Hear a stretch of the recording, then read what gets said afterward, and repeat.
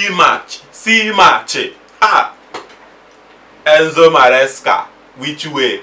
Everything about this game was spot on. Every single detail about the tactics from Maresca was spot on.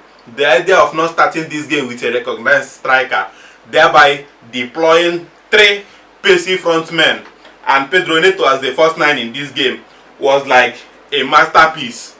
Imagine playing against Barcelona's funny enough, Barcelona did not even bring out their regular high line today. I don't know why. It wasn't as high as the usual ridiculous high line that we used to see from Barcelona in La Liga games. They were just moderate. They were a bit low. But then Chelsea still found a way to any Chelsea attack, any reasonable Chelsea attack always led to something dangerous in Barcelona's post. Every reasonable Chelsea attack, every time Chelsea pulled up an attacking move, it usually ends up in something reasonable. 3 offside goals today that did not count, and then 3 goals that counted. That sums up this evening. And Barcelona they were not even able to achieve an offside goal of their own. The closest they came was that Ferran Torres miss earlier on in the game, and then Marcus Rashford's save from Sanchez later in the game. Aside these 2 scenarios in the game, Barcelona never looked like they were up for this task at Stamford Bridge tonight. A lot of people will say they got a red card, but then we were already demolishing them before the red card, and Araujo got a deserved red card. They were already struggling in the game. They were already struggling before the red card, so nobody should even come and give us the red card excuse and all of that. I told you guys that this game is going to be extraordinary. The performance is going to be on another level. These players are motivated. These players are eager to prove a point. And the opportunity presented itself tonight, and my boys grabbed it with both hands. So, very good match from the players. Everybody in the Chelsea team turned up. Starting from the goalkeeper, the 2 centre-backs of Wesley Fofana and Chalobah. Oh my God, those guys. These guys did not put a foot wrong during this game. The passes, Fofana's aggression, Chalobah's area duels, and everything that has to do with defensive contributions, both of them did it properly and perfectly. Then there is one man, the Cucurella. Imagine keeping check of Lamine Yamal, and still being able to pop up in the opposite end of the field to cause chaos between Ferran Torres and Koundé, forcing them into that own goal. For someone who is expected to even maintain his defensive position just to keep track of Yamal's movements, he was still able to join the attack and created something for us earlier on in the game that got us that first goal.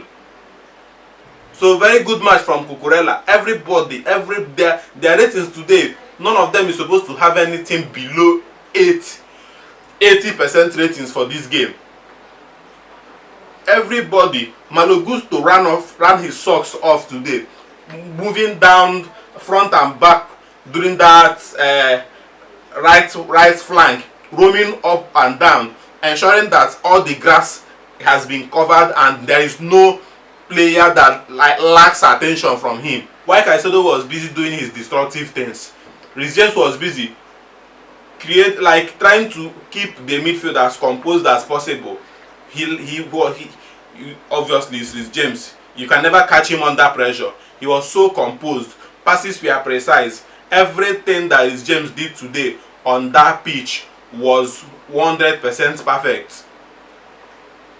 Caicedo was just destroying, intercepting, tackling anything that comes his way, and at some point it just looked like the Barcelona players were just waiting for the final whistle to just reach, make all of us go rest. We don't tire. I actually don't know why Hansi Flick decided to start Marcus Rashford from the bench. Probably because he was just returning from an injury. But even if Marcus Rashford started this game, he wouldn't have made any difference from the get-go of this game. Then there is this Estavo William, the star boy, the wonder kid, the the the whatever he feels he is. This guy just kept on disturbing Balde up and down, roaming around that position, interchanging with Pedro Neto, causing all sorts of problems for that Barcelona's defense line. And then kudos to Garnacho too, he kept his own. He also had a very decent performance from that left flank. He threatened a lot of times, he made good runs, even the cancelled Andre Santos cancelled goal, it was from Garnacho. It was just that he moved a little bit earlier before he got the pass. But then he comfortably sat Barcelona's defender, I think Koundé, down on the floor comfortably, and then laid that ball on the plate for Andre Santos to finish. Sadly, the ball was ruled out for offside. But then Garnacho had a good game too before he was replaced. Then Pedro Neto running through that channel as the first nine, and it's just roaming around that front line. Sometimes you find him on the left flank, sometimes you find him on the right flank, sometimes you find him centrally, causing all sorts of problem. Like I said, Barcelona players were at some point they were praying for this game to just end. Let us go and rest. Let us just go and rest. Let's go and rest. Lamine Yamal was nowhere to be found. I was looking for him. The only thing I could actually use to identify him was his colored hair. But then I think he got stressed and the color of his hair was not even showing again. Cucurella just took him and asked him that and told him that, see, today is not your day. When we get to the national team, we'll continue our promise. But now, I don't know you. Nothing concerns me and you. I'm just going to treat you like every other person. So he brought out that aggression, that hunger, that eagerness to finish him, to take him out of the game by all means possible. So very good one from Cucurella, very good one from every Chelsea player, very good one from the manager for the beautiful tactics. And also Enzo Fernandez, I don't know how I even managed to skip him. Enzo Fernandez was massive today. 2 ruled off goals. One was for offside, one was for handball. And then he still kept on grinding, kept on pushing, and he still got that assist for Liam Delap's goal that they also threatened with an offside before the latter gave the goal. He had a very massive game today, very important part of this win.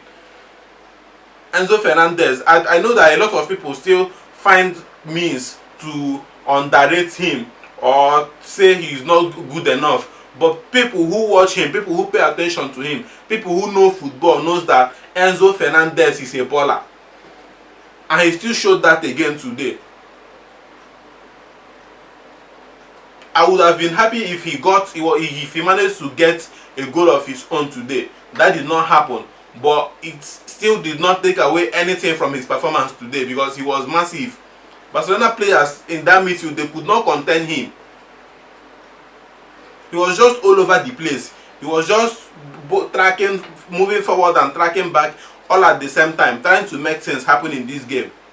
So very good one for Enzo Fernandez.